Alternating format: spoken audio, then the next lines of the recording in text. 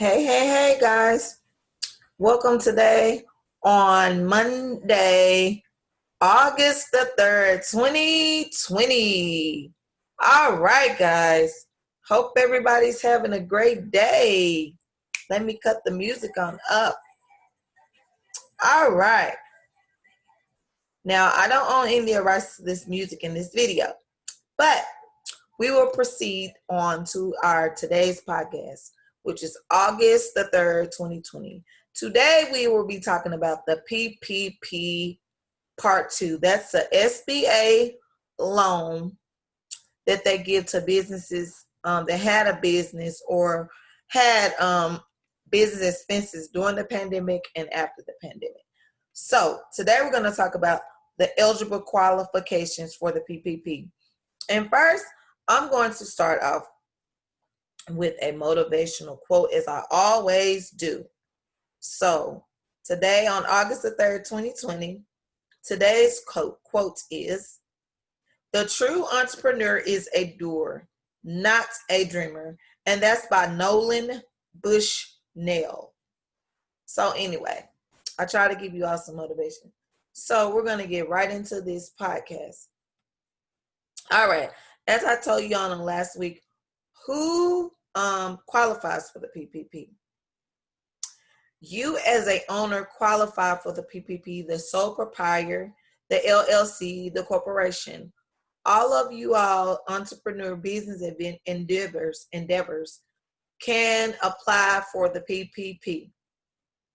Now, who cannot apply for the PPP is any owner who's currently involved in bankruptcy, any owner that's excluded from participation by a federal department or agency, any owner 20% equity, is presently incarcerated or on probation or parole, or is facing formal criminal charges.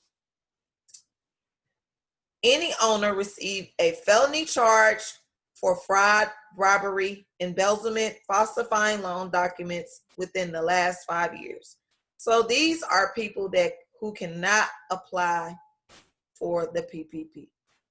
Any owner is an elected official or in the business of lobbying. Excuse me, you all. So just in case, I don't know if I talked about that on the last video, who cannot apply for PPP funds. So who can apply for PPP funds are larger businesses that have more than 500 employees if they meet the SBA side standards for those industries. Also, a lot of people have asked, are they eligible for the PPP funding? So if you're a sole proprietor, you are eligible to apply for the PPP funding. And you can see this and look all this up on www.sba.gov. And you can actually link with your local SBA district office in your local state. So here's the example, because somebody asked me this question on last week. I am the sole proprietor of a beauty salon. I operate out of my home. Is my business eligible for the PPP loan? And that answer is yes. Another one everybody been getting confused with. I am an independent contractor working in construction and home repairs. Am I eligible for the PPP loan? Your answer is yes. So I don't want you all to get discouraged just because you're a sole proprietor. You can apply. Now, a lot of people want to know, what is the covered period? The covered period starts on the date that the borrower received funds, or the start of the covered period, or the first day of the first payroll cycle in the covered period, the alternative payroll covered period. That's why they ask everyone to get a business account.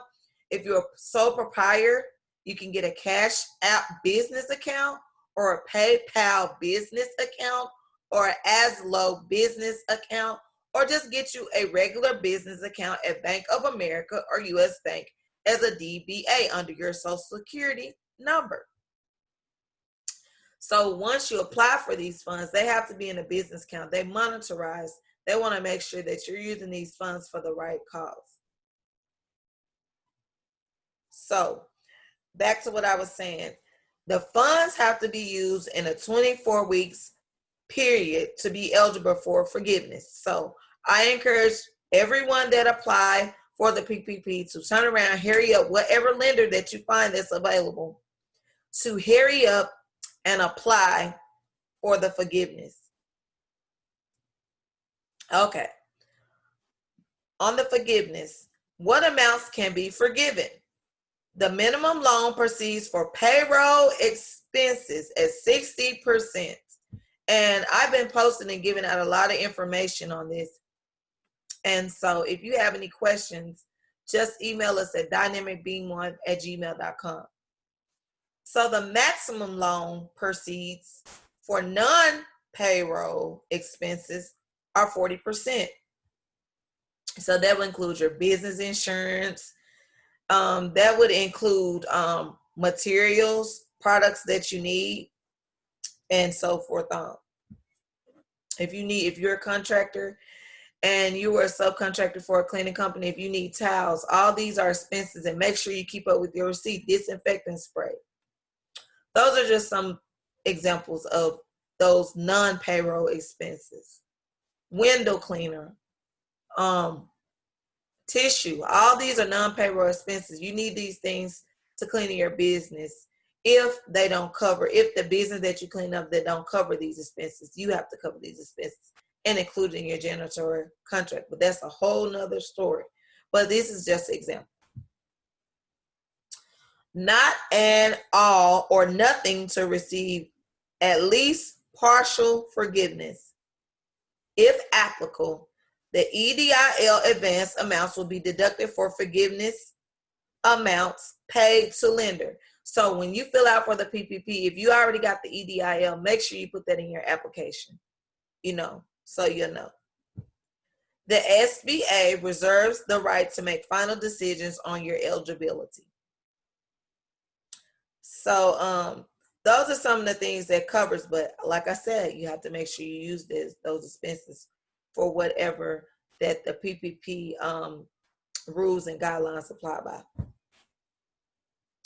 Okay, so eligible payroll costs are salary, you all, wages, commissions, tips, employee benefits, including costs for vacation, parental, family, medical, or sick leave, state and local taxes assessed on compensation. For sole proprietors, wages, commissions, incomes, or net earnings from self-employment.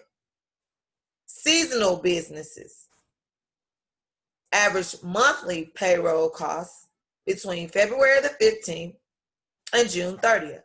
New business, average monthly payroll costs from January the 1st to February the 29th. These costs are capped at $100,000 per eligible employee. So those are just some examples. Other eligible costs before February 15th are rent lease assignments, utilities, interest on mortgage obligations, interest on any other debt obligations that were incurred before February 15th, 2020. So your loan cannot be forgiven. If your loan or portion of loan is not forgiven, your loan was made, if you got a loan before June the 5th, they gave you a 2-year repayment term for loans made before June the 5th, 2020. The 5-year extension possible based on your lender and borrower agreements. The 1% interest rate and no prepayment penalties. If your loan was made between June the 5th and August the 8th, this is the new rules now. That was before June the 5th. It's a 5-year repayment term for new loans made between June the 5th, 2020 and August the 8th, 2020 at a 1% interest rate. No prepayment penalties. So right now they're giving out good rates. And this is only if the loan or portion of your loan is not forgiven. But my basic initiative is for you all loans to be forgiven, and you'll be filling out an easy form, and you can look that up on the SBA website. In fact, they have it up there for you, and you can look it up. You can even go on www.sba.gov. So anyway, you can also check with your nearest district, local, state, SBA district, local office, and they can help you out. But we're also here to help too. And don't forget, before I get off this podcast, don't forget to hit the subscribe button. Let all your friends know that Dynamic Cleaning and Essentials business CEOs are available. And you can email us at dynamicbeam1@gmail.com. And I hope that you all have a great day. See you next time. Bye-bye.